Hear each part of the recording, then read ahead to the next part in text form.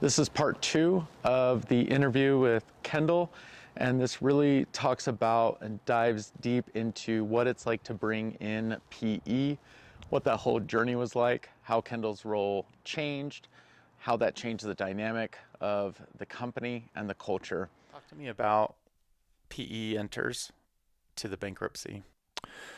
Private equity is an interesting thing. I don't feel, I don't, there's a lot of people in the hunting industry right now that are saying like private equity is destroying the hunting industry. Now, if you're a consumer, there's never been a better time to be in the hunting industry because the amount of product and rad development product that you have the ability to buy is astounding. Yeah. And walls have come down, barriers to entry have come down. But I think the best innovation in hunting right now is not happening because of private equity investment. It's happening in people's garages. It's happening in these small companies that are developing rad product and that are getting backing by the hunters, not by the private equity investors. Now, I don't believe that private equity is destroying hunting, but I do believe that outside of the hunting industry investors is destroying the hunting industry. Now, I purposely say that because you have someone like John Makoff who has a private equity firm and he owns the Hunting Fool, and he owns Gear Fool, and I'm a friend of John, and I like John. He's a good friend. He's a hugger. he's such a, every time I see him, he's like, I got a big hug for you. And John is a private equity investor. Okay, so I can't lump John into all private equity. He has businesses outside. He has business in the auto business. He's got businesses in real estate and other things like that. He's a very successful business person. Like him or hate him. And I know there's everything in between. John has been so gracious to me. But I highlight John because he's a private equity investor, but he's a hunter. And he has a very live and die passion for hunting. Yeah. So even when in his businesses in the hunting industry, when there are things that he might do that don't make sense from business sense, but he's going to do them because he's dedicated to the passion of living and breathing hunting. Now, if you look at other private equity that doesn't feel that way about hunting, then their priorities are such that at the end of the day, it might be cute and fascinating and interesting, and they really love the vibe of the hunting industry. But at the end of the day, when it really comes down to the rubber meeting the road, Yeah. we're talking plant your flag and defend the beach because the enemy's coming, which is where BlackOvis and Camofire got. That kind of private equity, they're not going to defend the beach. The cost of the bullets and the cost of the defensive armament, if we want to use that analogy of war, is not worth the investment. And so, things started off good-ish. Things started off good. I stepped into the role of CEO. I'd always been Mark's right-hand man, and I was happy in that role. I took over as the president or CEO of the company. I felt inadequate. I felt like I had these guys that wanted me to do something maybe in a different way than I was accustomed to. They introduced a lot of debt, and I remember feeling very uncomfortable about that debt. I remember saying, dude, we are buying so much stuff with borrowed money. And I remember them making such a big deal about we've got this $7-8 million line of credit. Our liquidity is extraordinarily high. It's great. Let's go buy businesses in the industry and build this conglomerate, BlackOvis, Camofire, and bolt on, all these other businesses. And I remember just thinking, dude, this is not how we've always run our business. We've always been if there's cash in the bank, we do stuff. If there's not, we don't do stuff. And it's just a different philosophy, right? I was trained differently. So yeah, that became a very different experience of now I've been asked to be a CEO of the company. I'm filling that role the best of my ability. But at the same time, I don't know what to expect. Like, I've got people that now have directional control and financial control of my business that I founded. And I'm still the person in the industry that everyone, is like, oh, Kendall's still the guy. Because Mark was always fine being like really the business engine behind the scenes and not being like the front of the house.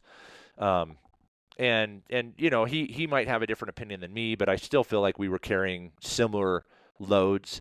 But he just, because of his personality and the way that he will take on more, I'd say he was carrying more of a load. But back to the point, I'm now CEO. I'm running the company as best as I can, making decisions, but now I'm making decisions based on what I think is best, but also trying to understand, like, what is it that private equity guys want. Now, there's a lot of different experiences that people have, and certainly, I'd be first to say I'm not the world's best CEO. In fact, I realize I'm probably harder on myself because of the experience, but I realize I'm not that good of a CEO. And I say that trying to be as objective as possible about what I was able to do and not able to do. Now, you and other people that were former employees might have a different opinion, might be like, Kendall, you were awesome. And I've heard a couple people like, you were great. Like, I had one kid that after the bankruptcy, he worked for us, and he really kindly reached out to me and said, he was super sorry to hear what happened. And he said, you were the best employer I've ever worked for. And like, you tell me what you're going to do, what your next business is going to be, because I want to come work for you. And that was nice. It was nice to hear that, okay, I maybe I'm judging myself, rather harshly. But it was very hard. And I think it was also hard for Mark, my former business partner in that business, still my business partner in Crispy. And he's on the outside looking in, being like, dude, you should do this, this, this, and this. And I'm like, I can't, because I got these guys that they have control of the company. And I want, and maybe my personality is not strong enough to say, listen, you guys, we're doing it this way or no way. Or, but so I'm trying to blend my what I want to see happen, what they're doing, as they're introducing, more debt and more spending, and not in an irresponsible way, but their recipe, private equity's recipe, is a lot of the times, leverage the company, increase liquidity, spend that money as smartly as possible to then grow the company and then service that debt and pay that debt down. What happened was, is we spent money on and I don't think I was as keeping our buying team as accountable as they should have been. I think that we didn't have some processes and systems in place that would have allowed for that to happen in a more responsible way. Then you go back to, I'm still trying to manage 40 people and grow, and we're adding accounting positions at salaries that I was like, you got to be out of your flipping mind. There's no way we can afford to hire this person and that person. And why should we be hiring more people in accounting than marketers or buyers or product development people? So there was some conflict of what I thought would work and what the private equity thought would work. And it's not that they were bad by any means, but they're coming at it from a different angle. I felt like after 2022, as we got into 2023, that was the Kifaru situation. And I say Kifaru situation because what I tried to forge with Aron and with Kifaru in general was a partnership that I thought was strategic, valuable, worthwhile. And I'd always been able to create good partnerships within the industry, good strategic alliances, like with Corey Jacobson and Elk 101. We bought Elk 101 at one point, realized we weren't good at running that company because the company was really Corey. And we ended up getting it, basically selling it back to him. We ran the e-commerce side of that, and that was a whole debacle when he sold it to Go Hunt. But I'd always try to create these partnerships in the industry and kept my reputation as strong as possible so I could do that. And So I forged that relationship with Kifaru. Aron and I had a good relationship. We had respect for one another. When he and Brian had a falling out, we still remained friends, and I'm friends with both of them. But I didn't realize there's also some other things happening within that organization that ultimately became problematic. But the guy that was the general manager of Kifaru, there was some things that happened that I assumed. I don't think I could have been more bold and could have been more defensive of our company. But that whole thing blew up. It was terrible. We took on more tough inventory to sell than we should have. We bit off more than we could chew. My opinion at that time was we own it. We're going to deal with it. My private equity partners felt like we need to go back and fight Kifaru. That started as something in that summer and that's when the private equity owners. So there were 3 partners. Here's another thing that happened. There were 3 partners of that private equity team. One of them, and he has his own side of the story, and I don't know all the details, so I'm not gonna try and say some things that I don't know. But I know that there was a falling out, and one of those partners left and/or was bought out of the private equity team, and he was one of the principals, one of the 3 principals. So now he's out of the picture. Fortunately, he himself and his friends and families as limited partners, as LPs, had entered into the Camofire BlackOvis deal participatory in the private equity raising.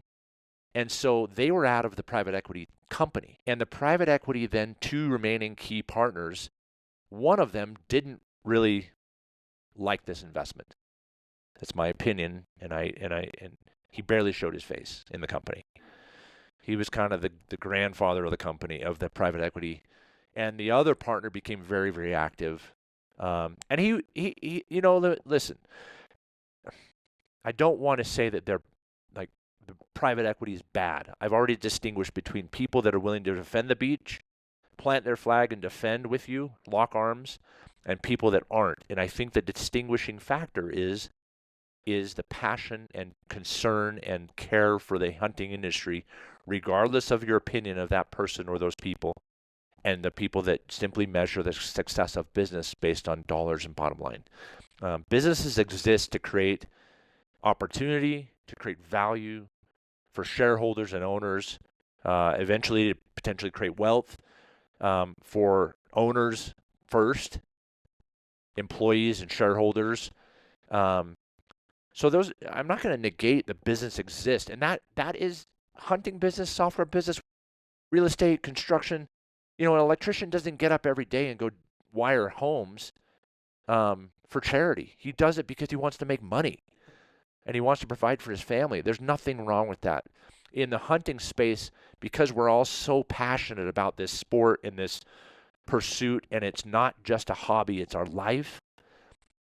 There's so many different emotions that get wrapped into these businesses that outside investors don't appreciate and can't measure, because what they can't measure, they won't pursue. And what us inside of hunting have a hard time conveying and creating a dollar amount attributable to that, such that outside investors will respect and respond to that. And that's just my opinion. So we have a situation now that the controlling members of Camofire, BlackOvis, the controlling private equity team, a third of their partners have gone. The primary backers of the original investment are now outside of the tent, if you will. And I show up to a meeting with the private equity team, and they're like, Kendall, meet Tom. This is in the summer of 23. Tom is now going to be in the business. And for lack of better explanation, Tom is going to be running the business. It was given to me as he's going to be helping you. But later in a board meeting, when someone from private equity was explaining the historical dates that happened from their introduction to the business to the final decision by them to file bankruptcy. It was stated that Tom became CEO in the summer of 2023. That's like a brand story. Yes, exactly. Later after that, I was asked on multiple occasions by the executive team of the private equity firm what I want to do. Do I want to continue to run it? If I do, I mean run it meaning be the CEO and the face of the company, or they'll support me whatever I wanted to do. I felt, and it's just my interpretation, whether they planned it or not. I'm not gonna say that it was planned, but I felt like they wanted me to step down as CEO. Like that's what they wanted to have happen, because my leadership maybe didn't meet their expectation.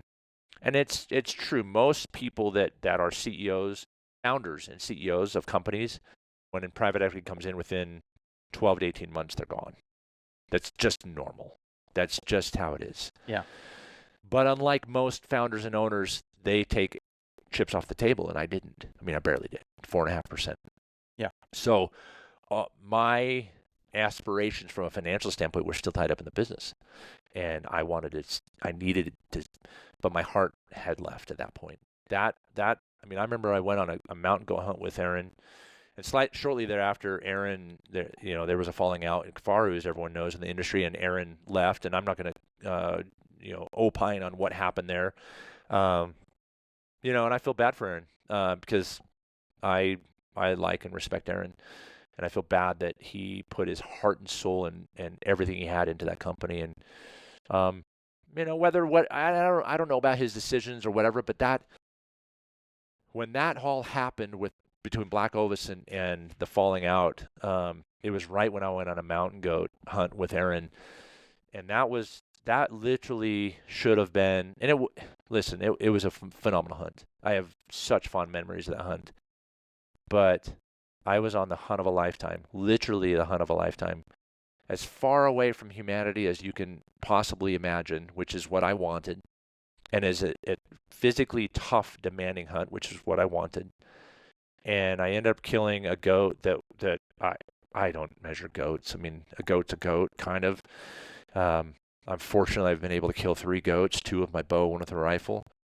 I'm on this hunt with Aron in places that literally few humans have ever touched that we know of. And I killed a tremendous animal, and the whole time I'm just like, I don't even want to be here. I just want. You know how bad it is back home. The mess back home is just the garbage, and Aron was super awesome. I mean, he was super cool. When I got to the hunt, I called him a couple days before the hunt, and I said, dude, I don't even feel like coming. He's like, dude, just set it aside. I'll set it aside. I'll set the Kifaru mess, BlackOvis mess aside. Just come hunt. See, and I was so glad that he, that he did that. And that to me was friendship. That to me was, let's just forget all that stuff and let's hunt because we want to hunt together. See, that's what I think is so interesting and special about the hunting industry. I don't think you could find that in other places where you have an Aron and a Kendall who can set things aside and say, we have this huge memorable trip planned. And then he invited me on. Right. Yeah. And you've got all the minions running around and running the stuff back at home, and crap's hitting the fan. And you're like, we still have to do this. And I think what you've pinpointed is when you are not endemic to hunt, because you can't measure it. You can't measure a 10 or 12-day hunt out with your buddy, and who knows, that could have saved things, right? That could have turned the ship, and it wasn't set up for that or anything like that. But no. How many times have you even shared stories even here where you're like, yeah, this pivotal thing, and 5 years later it paid off. We bailed someone out, and then they took care of us here, and that opened up this runway. That's what I think you're saying. Private equity, they don't understand. It's not they don't understand whitetail hunting. We don't care about that. They don't understand that, guys, we don't burn bridges. Let me say one more thing about that hunt. And I'm grateful to Aron. He'll probably never listen to this podcast, but I'm really grateful that he convinced me to go on that hunt. I was literally like, I don't even care. The money, and Crispy had put up most of the money for that hunt because we were going to do a film and launch it under the Crispy banner. And we recorded a film, and Steve and Don, who had worked at Kifaru, he recorded, put the film together. I did the voiceover. I literally did the voiceover for him. He had kind of been pestering me, and I was just slow to get back to him. I did the voiceover, sent the files to him. He was adding them to the film, and the next day they fired him. And because of the fallout of BlackOvis and Kifaru, their general manager at the time, I won't mention his name, but probably one of the very few people in the hunting industry I could care less if I ever see in my life. They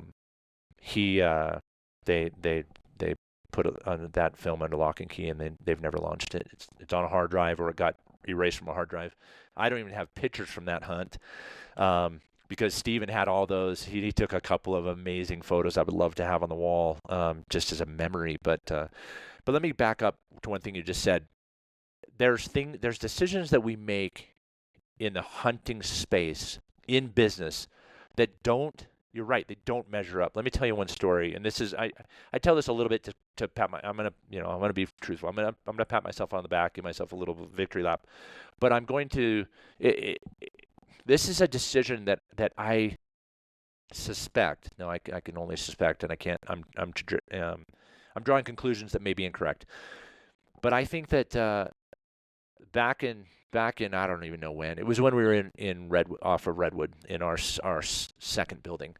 So it would have been 8 or 9 years ago. There was a situation where a company that was taking, they were building all of Cryptek's products, and Mark and I have had a great relationship with the owners of Cryptek.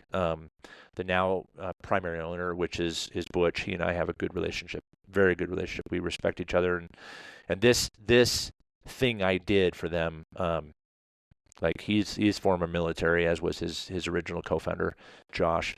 When you do things like this, like I didn't realize it, but like you instantly become like forever family kind of thing. The military creates that, I think, in people, and I, as a civilian, I hadn't appreciated it until this time, and some things that happened after. But this company controlled all of the inventory of Cryptek, right? They had it all, and there was an agreement between, and there was agreement. I knew that they would, whatever this company would distribute on behalf of Cryptek, they would get, they would have to pay commission to Cryptek.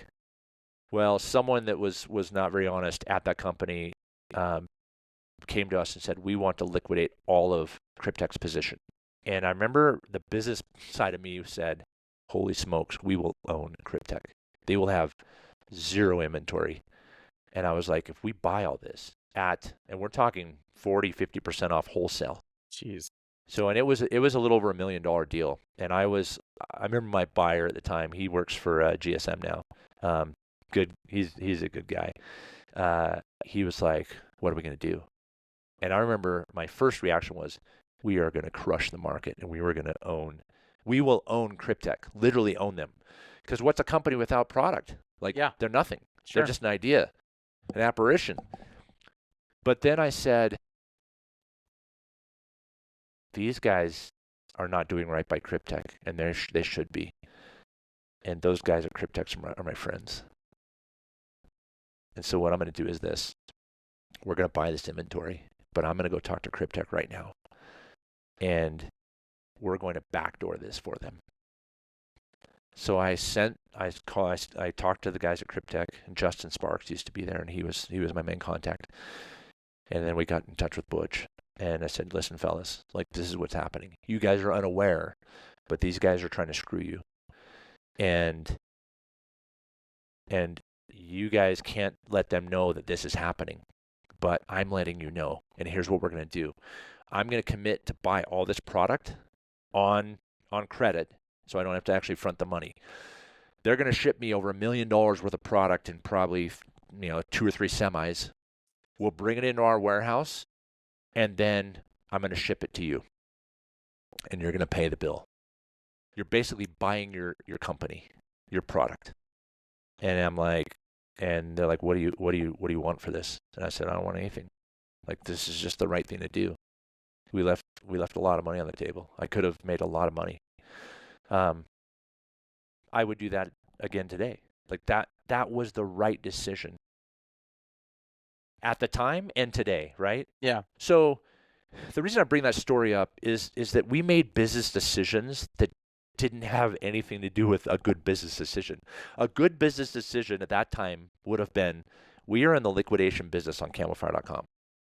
We have the opportunity to buy $1 million worth of stuff that we can sell probably at double the cost. And we're going to go out and make $1 million+, and that's going to translate to us maybe creating another job or two, or us having enough revenue to start creating more product, or whatever the case may be, right? That was a windfall. At the time, we were probably doing 12 million, 10 to 12 million. Okay, so that would have been 10%. 10% of our total, 20%, because we would have sold it at 2 million. Exactly. 20% of our total gross income, and probably 8 to 10%, or probably 40 to 50% of our net for a year. Yeah. Maybe 20% of our net, 30%. Fast forward to private equity. Private equity is not going to, they're not evil such that they'll never make a decision like what we made. But boy, it'd be a tough sell. It'd be a tough sell. And so when I took a back seat, officially I stepped down as CEO at the beginning of 2024, January. You probably remember that. We had a big meeting. I know I shed some tears. It was emotional for me. Tom became the CEO. Tom lived in New York. He would fly out 1 week, and listen, like him or hate him, Tom was very cordial, very polite, very considerate.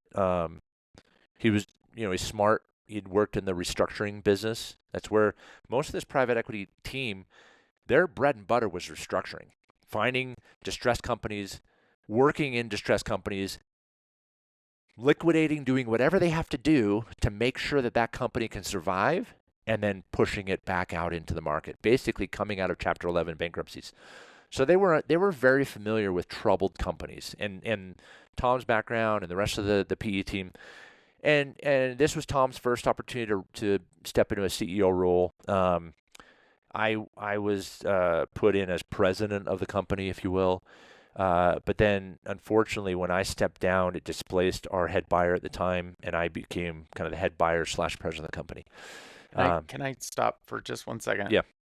You said they come in and they fix troubled companies. Was Camofire and BlackOvis a troubled company when they got involved? No, okay. I don't think so. Okay, I just want to. No, we were on a grow. We were definitely growing. Okay. So you're becoming. But fast forward to, let's call it the beginning of 2024 and the end of 2023. We were starting to get in trouble, as was just about every company you talk to. And if they don't admit that they were a little bit of inventory trouble, then they're lying to you, because most companies of considerable size, and I'm not talking like a guy that's doing $500,000, $1 million in his garage. I'm talking anyone of considerable size, retailer or wholesale manufacturer, was over inventoried post-COVID. It was just the entire retail industry, not just hunting. So we were in trouble. We bought too much product, and that was under my watch, and that was that I wish I would have had the courage and fortitude to tell my private equity partners, like, you guys are up in the night. We cannot spend like this. I wish I would have had created more accountability within the buying team. Not to I trusted them, but to not let us spend to the level that we had, because I just wish I would have had a crystal ball to be able to say there's going to be a post-COVID slump. I remember thinking that once, like, people are going to stop buying as much as they were buying before. Because I remember a guy told me how much Shields was sitting on mountain bikes. Like, they had stocked up, and they had, they then had like 4 or 5 years of mountain bike supply, because they overbought like everybody else did. So we were in a tough position at that point. And so Tom would fly out for a week, fly back to New York and work remote for a week, and fly out for a week, and rinse and repeat for, basically 18 months, or 16 months. The anticipation was he would just be an interim CEO, and then we would hire a full-time CEO. My hope, and again, I should have conveyed this to Mark, when it came down to the summer of 2024, I knew that I wanted, and I started pushing the private equity, like, hey guys, we need to get a full-time CEO. And I think there was a sense of, we got to get through, we got to trim down our inventory, let Tom do what Tom needs to do. And to his credit, we didn't grow that year. We actually, contracted a little bit, but we were able to start getting our inventory down to a healthier level, starting to pay off, some of the obligations we had. Our debt facility was still a little high, but our liquidity remained decent. And so the company was doing okay. It wasn't doing phenomenal, but it was, from the outside looking in, it was like, dude, these guys are growing. I mean, it's such a rad company. It was, and it was a great place to be. I think culturally it was starting to shift a little bit, and some of that was probably me at a point where I was starting to feel a little burnt out. Like, I don't know how much longer I can work within a company that I had co-founded and built, doing things differently than I thought we should be doing. And I didn't voice that a lot because I've kind of always been a good team player, a good soldier. So fast forward to fall of 2024, we went through a hiring process, looked at various CEOs, candidates. We honed it down to 3. We ended up hiring a guy, but the other 2 board members, because I was a member of the board. Sure. I had a seat on the board, as did Mark, but by this time, Mark was like, I can't focus on what you guys are doing there, BlackOvis, Camofire. And truthfully, outside of one meeting that I can remember, he never stepped foot back in the building after Crispy left and went down to Utah County. He had to be focused there, and that was okay. And I was focused at BlackOvis. I tried juggling both roles, and then eventually, after a year, I was like, Mark's like, dude, you got to focus on BlackOvis, and there's issues there. And I was like, no, I get it.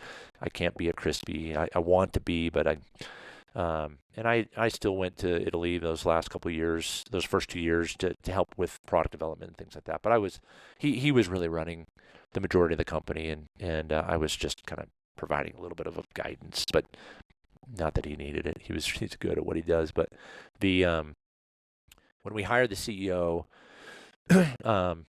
I kind of saw an opportunity for me to exit stage left, or I felt like I did. And after, and kudos to him, our styles are very different, but he was able to, by just sheer force or whatever, by the time we got close to the bankruptcy filing, the company was actually, and I'd say kudos to him and kudos to you and the other people that were leading the charge. I mean, we had trimmed down employees. I think we were from the high of like 47, we were down to like 32, with probably half those people in the warehouse. Yeah. It was hard, as a lot of people carrying a lot of hats.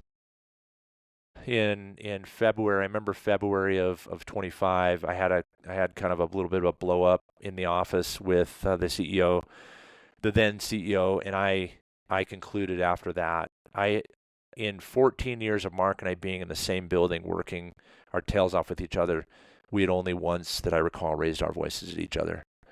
And after the second time that happened, within 3 months of this new CEO being part of the company, and just a different style and very much different background, I just decided, like, that's it. I'm done.